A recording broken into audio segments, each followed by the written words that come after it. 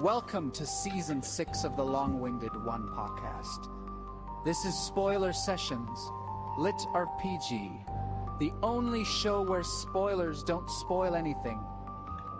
We're digging into fan theories, side characters, and the lore authors left in the drawer. Well, hello, everyone. How's it going? So this is episode 15 of season 6. This is Spoiler Sessions, and tonight I get to hang out with two of my friends. Eric goes by the pen name AlwaysRollsAOne, and we're going to be focused in on his books tonight. A Soldier's Life, it's a book series, I should say, A Soldier's Life and The World's Fear. We have lots of questions from his fans on Patreon that we're going to get to, but joining us tonight is our friend, D&D buddy, and fellow author Ben, aka Camadt, aka Alex Hancock. That's the other pen name, okay. And he is author of what will be the Dungeon Mantle series, or what is the Dungeon Mantle series. Books 1 and 2 of that are out now on ebook, and volume 1 is also available as an audiobook. So welcome to the podcast, everybody. Thank you. Yeah. Nobody really ever knows how to respond to that after my long-winded introduction. They're just like, okay, just ask the next question. So guys, again, this you guys have all been on the podcast before. That was in an era where we didn't show our face. It was audio only. And I got a chance to meet you guys when I don't think you had published yet. We were all just kind of on a royal road.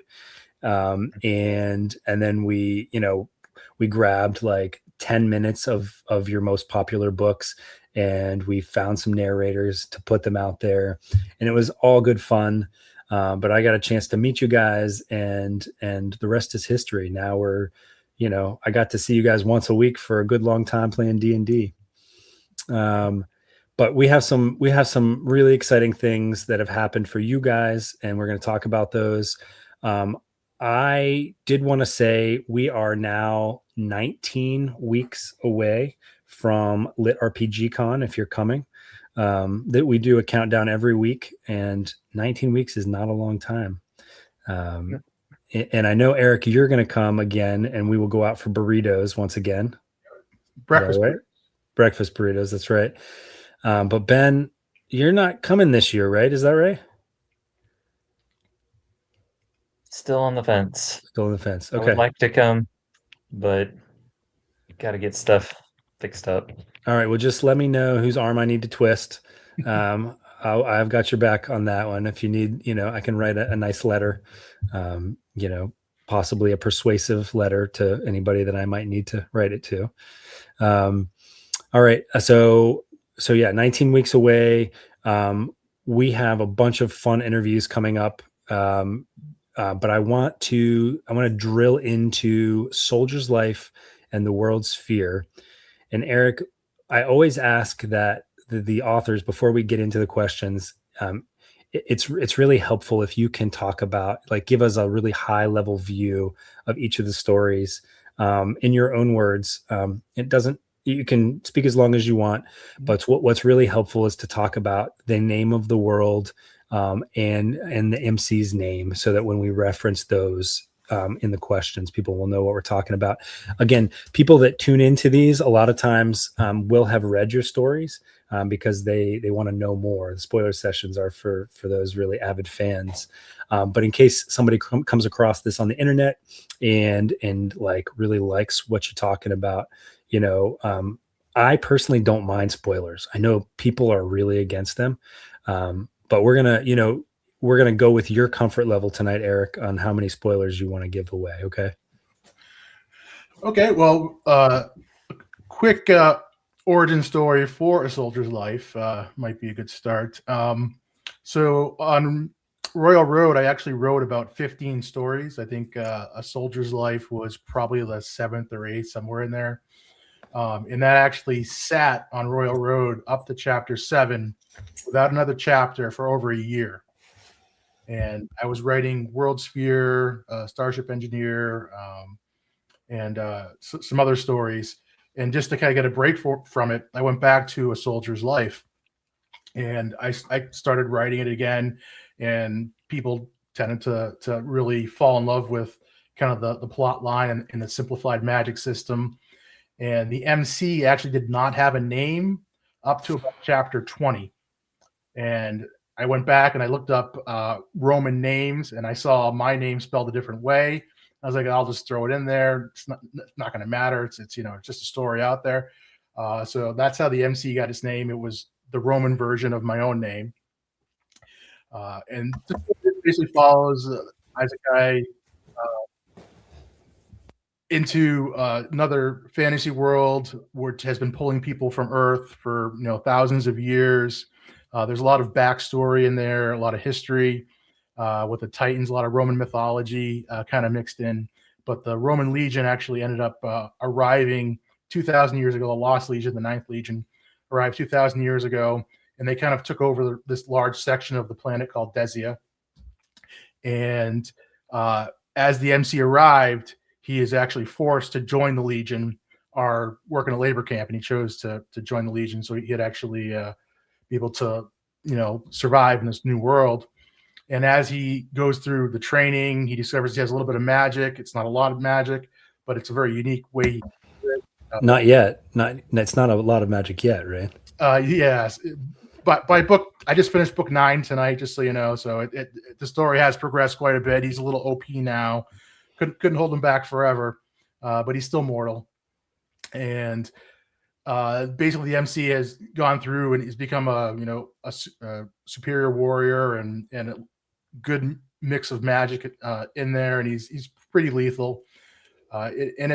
It's turned into a pretty good story. Hopefully people still are reading it and still are liking it. Book 6 is being edited right now, and book 9 is, like I said, just been completed on Patreon as a draft. And so that's The Soldier's Life, the more popular series. The other series that I have published is called The World Sphere, and it was coming of age kind of story, and it has an OPMC from almost the beginning. Basically, he got reincarnated, and he got to choose his own powers when he got reincarnated, and he chose what everyone thought was a selfish, kind of silly, high tier skill, basically create metal and mold metal. And from there, he basically was able to become a superior artificer and make gold and make platinum. So he had unlimited wealth, do whatever he wanted. And the story's kind of turned into more of a kingdom building as we're moving into book 5 right now. But book 3 is being edited. And it's kind of expanding. It's a massive, I think the most unique part of the World Sphere is where it takes place. And this kind of comes back from the Star Trek episode where they find the Dyson Sphere. They find Scotty trapped in the Dyson Sphere. And a Dyson Sphere is basically a sphere surrounding a sun that is as large as an Earth's orbit. So it's this massive, massive environment where you have, hundreds of millions of square miles that are a possible adventure throughout there. And it's a D&D style world. And it just kind of meanders a little bit, the story itself, but there's always a new discovery around every corner. Nice. So those are the 2 stories. And as far as universes go, do they overlap universes at all? They do not. They're in 2 separate universes. Okay. Now we have a bunch of people in the chat here that are being very quiet. Oh wow! But there's no reason to be polite, folks. So if you have questions other than the ones that I'm going to ask, please feel free. We love to interact. Usually it's the same knuckleheads that I love to hear from, and but yeah, feel free to mess with us and or ask questions. Yeah. So hey, Gary's here. What's up, guys? He says, thanks for saying hello. No longer quiet, he says. All right. Well, we're going to get into, I think I would categorize this question under unwritten lore. Is it okay to begin? Yeah. Good. All right, Ben, anything you want to add to this? Anything you want to say before we get started? I don't mean to put you on the spot. All right. I thought about inviting our whole D&D crew, Ben, just to come hang out. But I learned from, I think it was my first episodes, like once you get more than 3 or 4 people in here, it gets really messy. All right. Question 1, under unwritten lore. What information do older societies like the elves have about the demon war? Okay, this one obviously is for you, Eric.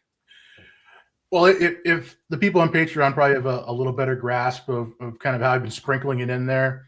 So the demon war was 2,000 years ago. Basically, the Titans were exploring the universe, making world gates, going here, there, and everywhere. And they discovered the demon homeworld. And then the demons started pouring through the gate and overwhelming the Titans. So the Titans had to fight off the demons. And the elves, the dwarves, the humans, and all the lesser races were kind of enslaved to the Titans while this was going on. So we're talking a time span that I think the demon war was 5,000 years ago, not 2,000 years ago. 2,000 years ago was the uprising where the humans, elves, and dwarves overthrew the Titans. My bad. But there's mentions. There's people that are aware of it. It's not common knowledge. There's very few dungeons that actually have demons in them, and there's no demons that actually live on the surface of the world. So it's kind of been piecemealing through the story, little bits through the story, and it's actually the end of the first arc of a soldier's life. The books 8, 9, 10, and 11 actually bring the demons kind of back into play, and you get to see a little bit more of that. I don't want to go into too many spoilers of what's happening, because obviously only book 5 has been published and book 6 is being edited right now. Yeah. But the demons do play a huge role moving into the later half of the arc when we get into the later books. Well, I was just while you were answering that question, I was just looking at some of your stats on some of your books, because I was just curious how they changed since the first time I interviewed you. Man, so impressive. Like you have almost 4 million views on A Soldier's Life on Royal Road, and still I like almost 5 stars, like not quite 5 stars, but and then on Amazon, oh my goodness, you have close to 4,000 reviews at 4.5 stars. And that's just book 1. It doesn't really go down that much, about 3,000 reviews. Book 2, I'm sorry, it's higher than that. It's 4.7 on Amazon, 4.5 on Goodreads, because Goodreads, those people. No, I'm just kidding. But it always is a little bit lower on Goodreads. Book 2, about the same thing, 4.7 stars, 3,000 reviews, 4.8 on book 3. And this is, again, A Soldier's Life. Crazy. It's crazy, man. So I just want to encourage, when I've talked about your books to people, I've actually heard people say like, oh yeah, Soldier's Life is like my favorite audiobook. And I know you show up on some of those lists that people put in the Lit RPG groups, like, favorite book series, like obviously the Matt Denemans and the Shirtaloons are going to be on there, but you definitely always show up. No kidding. We got some people chiming in the chat. So if you guys are on YouTube, Eric and Ben, you feel free to chime in with them. Damn, AlwaysRollsAOne is the GOAT. Yeah, he's it's a reason he's been on my podcast twice. And there's a reason I helped him move 2 weeks ago, right? All right. So, but you mentioned Patreon, Eric. So I want to like skip ahead to one of our questions because this, I've never heard of anybody giving access to your planning files like you do. So we got some chats, some people in chat that are making some good comments here. I'll try to come back to them here, but I want to ask this one. So this was a question from one of your Patreon fans, but as you and I were talking about this, I was like, holy crap, I definitely don't do this for my fans. And I don't know that anybody does. Ben, you can tell us. From some of your comments and notes in the Excel files, right? You can tell us what those are, Eric. Mm-hmm. The plot has changed over the 9 books and approximately 3-ish years. Do you ever consider these threads on your own? So tell us what that question means, and what Excel files are they talking about that you're giving your fans access to? So I blame the Patreon subscribers, supporters, that the story has changed so much, because a lot of it's based on their feedback and what they like and what they don't like. But the Excel spreadsheet is basically, I use Word to write the chapters, and I use Excel to kind of track everything. And they are very messy Excel spreadsheets. I mean, there's like 20 tabs, and there's, notes on cells and all over the place. And I put that up those too. and I basically, when I started the Patreon, I was like, these people are paying for insights into the story. They deserve to see my thought process. They deserve to have a reference to go back and look stuff up. Because these stories, these lit RPG stories, are very messy as you write them. When you have systems and you're trying to track systems and you're trying to track places and people and interactions, I wanted to give them a chance to go into the file. It's probably about 3 or 4 months old. I have to repost it. Thanks for reminding me. But it basically gives them access to everything that I have written in terms of preparation. There's not a lot of preparation that goes in my chapters. But I did write, when I was on book, I think 2 of A Soldier's Life, I actually wrote out 4 sentences for each of the next 10 books, because I wanted to stop the series at 10 books. I didn't want to go on forever and ever and ever. So nobody ever does that in our genre. Come on. So what we're referring to is kind of how the plot was supposed to go in this sort of direction on those 10 books. But then when I got to basically the big spoiler here, that the 10th book was the notes in the 10th book was basically Eric opens a world gate and has to decide whether or not he wants to go home to Earth, and he says no. And so that was the book. But the Patreon comments rolled in. It's like, oh, why would you go back? You have so much power. You developed all these friendships and relationships and all these things. This makes no sense whatsoever. So I had to come up with a different end to book 10. And so I had it. So actually, book 7 now is actually kind of the fix for that mistake, to still have the plot where they do build the world gate, or do get to a world gate and have that opportunity to go back to Earth. Man, I does it feel like, when you're giving your fans access to all these files, does it feel like you can't change your mind, or I don't know. All the time. Oh man, I even when I share stuff with you guys, I'm always, I feel a little naked, I'm like, oh, okay, this is a really private thing, but I trust you guys. And Ben, have you ever done this with fans? With fans, no. But every one of my siblings has access to my drive that has everything I've ever written on it. Well, your siblings are built different. Your brother has designed a role-playing game that has a million different, and I'm not exaggerating, a million different class and race features. So and then your sister sometimes edits for you, right? Or one of your sisters. Yeah. So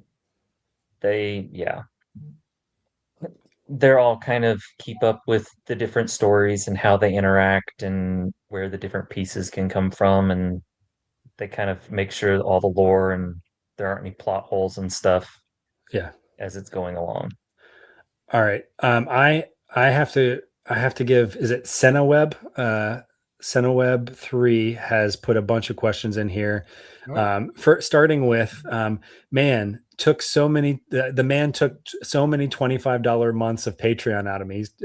Senna is talking about Eric here, I believe.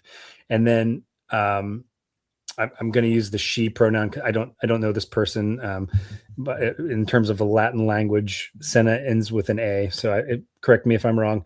I don't mean any offense. But she says, when you have time, please ask Always if they will ever come back to the huge dungeon in the Empire. I'm so looking forward to Eric grinding. Eric meaning the character in the book. Grinding that until the story evolves into a mage's life. And then she adds on, Okay. Oh, sorry. Senna's the last name. So, okay. So he, and then he adds on, so we are not going into a mage's life after book 10 ? He really wants to know about that. Yeah. So he's referring to book 3, which was called the Shimmering Labyrinth, which is the large dungeon that he's referring to. And spoiler, yes, they do go into it in the next book, book 10. The second half, first half is The Search for Hephaestus, which is the title of the book. And I won't tell you why they're going back into the Shimmering Labyrinth, but they do go back in the Shimmering Labyrinth. In the second books, and when you look at the notes on Excel spreadsheet, I think they were supposed to go back into the dungeon, and I think in book 5 or 6 or 7, I don't remember. But originally there were notes that they were going to be heading back to the Shimmering Labyrinth. And as far as, yes, there is a plan to, after I finish A Soldier's Life, which is slated to now be 11 books, because I split book 6 into book 6 and 7, so it pushed my 10 books to 11. You're like Peter Jackson, man. Come on. So A Mage's Life will continue after A Soldier's Life. There will probably be a dead period in there, or maybe a 10-year skip or something along those lines, and it will pick it up at A Mage's Life. There's actually some things that I'm throwing in the chapters currently that are actually going to be in A Mage's Life. I'm just kind of sprinkling stuff in there. If you actually, sometimes you don't realize it, but when you're reading like book 1 and 2, there's some things that I mention that are actually planned to expand on in like later books. And you're like, oh, you read the series again and you find those threads and you're like, oh, so that's where that came from. But yes, there will be another series for this MC. I don't think there's going to be anything beyond A Mage's Life. It might be 9, 10 books. I don't know. We'll see. There's a lot of other projects that I'm working on. World Sphere, Town Builder,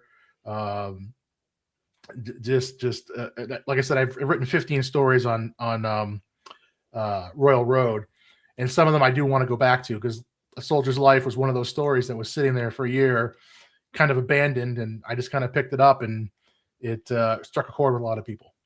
So I will say that Eric has nothing else going on right now. Right? He didn't just move. He doesn't have a bunch of personal stuff going on with his life. Absolutely nothing. Senna Webb says that's amazing to hear about what you just said, Eric. And I also want to just give these two my thanks, because these are two of kind of my inner circle for when I have questions with my stories. These are the guys that I go to, and they have helped shape a lot of stories. In fact, Ben had a conversation with me on Friday about something for a new story that I'm working on. So just happy you guys are here. Happy to have you in my life, guys. I should cue up some really sappy music. All right, so let's go to the next question here, because believe it or not, we've only gotten to 2. Okay. So this is under, I think I categorize this under a fan theory fuel. All right. Should the shadow cloud cycle return in the story, since it occurs every 7 years? This is the world sphere, correct? This is, yeah. So, this was, the world sphere is probably the most complex story I have written, because there's a lot of things that I drop, because I'm trying to do a lot of world building here with this massive world. So I drop a lot of things in there that kind of like sound cool. It's kind of like a DM kind of like saying, oh, if we did this, maybe the guys would go check this out, or this over here, this over that. So the shadow cloud that they're referring to, it was basically they live on floating islands in the world sphere that traverse over the lowlands. And every 7 years, these islands pass through this massive cloud of shadows and race and all these things. And somebody in the story was mentioned getting killed in the shadow cloud, and that's what they're referring to. So every 7 years, they should have to pass through this cloud again. It's actually probably the cloud passing through the orbit of the islands, because the islands follow the same trajectory, and it's only a year cycle to go around. So yes, they will probably be coming up soon. Maybe if you keep harassing me about it, maybe I'll write it in the next chapter. You never know. But it would be an event that they know is coming and they plan for. So it could happen. But yes, there's a lot of little events like that in the world. And a lot of them I forget. That's why I need that big Excel spreadsheet to go back and look at all the stuff that's been happening. I hope everybody that's watching this video realizes how special our genre is, that you can have this kind of interaction with the author and this much power over what is written, right? I mean, Ben, I don't know if you have that same experience with our genre, but I feel, everyone that I've approached has been so willing to give me advice and willing, to give me their time and to give me their feedback. Do you both have that same experience? Yeah, I think as long as you ask somebody that they're more than willing to kind of tell you how they got there, what they did. There's not a lot of secrets out there as long as you ask the questions. Yeah. Ben, you too? Mm-hmm. You're man of few words, Ben. And I know that's not true. You're a man of many words. So, all right, I'm going to ask. Yeah, Gary says that's why I love the genre, right? I'm assuming you mean the genre. And Isekai Truck, I've seen you in Discord. I think we run in the same Discord circles. When I first saw your name, Isekai Truck, I was like, wait, this person writes in. I write a truck story. Does this person write a truck story too? He says it is wild to just run into an author you've binged on Amazon. I know, crazy, right? All right, so I'm going to try to get to one more question before we end. We have about 4 minutes left, and Eric, I'm going to let you pick. So, do you want the question about Storm and his information network, or would you like the question about your POV chapters? POV chapters, please. Okay. All right. 100. Yes. Yeah. Well, this will be for 400, just for you. My mind is blown. So Senaweb says, my mind is blown by getting questions answered by Always. A Soldier's Life has been my guilty pleasure for a couple of years now. That's awesome. That's really special, man. I know exactly how that feels. All right. So last question we're going to ask tonight. When you do POV chapters, do you plan them first or write the action around them? So you'll love this. So I actually don't choose the POV chapters. I'll put on my Patreon for my highest tier subscribers, I'll put a list of 6 or 7 characters that side characters, and I'll put a little like sentence about what this POV chapter might be about. And I'll post that, and then I'll say, you guys get to vote. And whatever one gets the most votes, that's my POV chapter. My POV chapters, I do a prologue, epilogue, and one usually in the middle of a book. So I do 3 per book, so they get 3 votes to kind of help shape the story. Because if they choose something that I didn't really expect, all of a sudden the story has to somehow bend to make that chapter kind of fit in. So I'm writing a POV, say of a minor mage that I really wasn't thinking about too much, and all of a sudden I got to kind of figure it out. A good example of this is actually the end of book 4, the Emperor chapter. So I didn't know who they were going to choose to kind of what perspective they were going to get for that big final battle, and the Emperor actually won out. So I had to kind of put myself in the head of the Emperor and kind of develop that character that was only mentioned in passing and is kind of like someone you call it saw in the background. But they voted on that for the POV, and I couldn't actually fit everything I wanted to in that POV chapter, so I had to take a few little bit from like Castile's point of view and just to kind of fill it out. But that chapter was completely the supporters on Patreon who chose it and kind of forced me to how to finish that book. And it's one of the favorite chapters on Royal Road. When you read the comments on Royal Road for that chapter, like, wow, this is awesome. I love all the people that died. Oh man. Well, yeah. So Gary has, I just want to read this here really, really quick here. I love the genre so much. I sponsor Lit RPG Con for the love of the game. I'm just a fan. And it's stuff like Eric is talking about that he does with his fans that makes this genre so special. Obviously we love the content too, but Gary, we love you too. And we do appreciate everything. Wilkie I think it was Wilkie was telling me about some of the conversations he's had with you about all the stuff you want to do at Lit RPG Con. So we appreciate you. Okay, before we go, we have 1 or 2 minutes left. I would like to hear, and we'll start with Ben. I would like to hear what you have coming out and where we can find you. I'm on Royal Road as Camadt or Alex Hancock.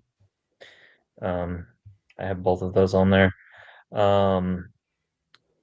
I have Dungeon Mantle Book 12 is currently being released. Book 13 is coming out March 9th. I am still putting out the 42nd Looper on Royal Road. That's managed to get into book 4. And then on March 9th, I have a Gamelit series that is coming out called Lawless Pride. So, and you just changed your status on Discord. Tell everybody the big status change. Yes, I just finished book 2 of Lawless Pride today, and so these guys are two of the most prolific people I know. It's crazy to me. I try to do my best to keep up, and I can't. Ben has not said a whole lot during this conversation, but I want you to know his brain is as big as Arkansas, and or Texas is probably a better analogy. Ben, Arkansas. Well, but you're. I don't know exactly what the field is called, but you have a background in like analytics, right? In like numbers, because we've had conversations about Royal Road and their algorithm, and you're super smart. My doctoral thesis doctoral dissertation was actually on analyzing and designing a predictive model for the World of Warcraft economy. Jeez, that's amazing. So, yeah, data analytics and models is kind of where my field of study was going.